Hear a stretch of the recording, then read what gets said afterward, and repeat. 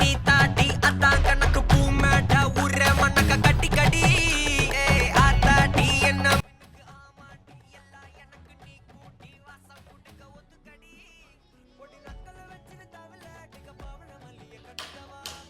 அஸ்ஸலாமு அஸ்லாம் வாங்க பாய்.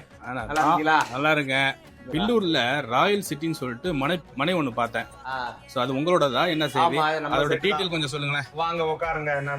இது நம்ம ஆபீஸ்.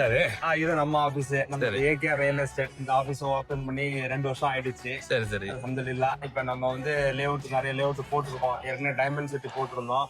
இப்ப ராயல் சிட்டின்னு ஒரு பில்லூர்ல நம்ம சைட்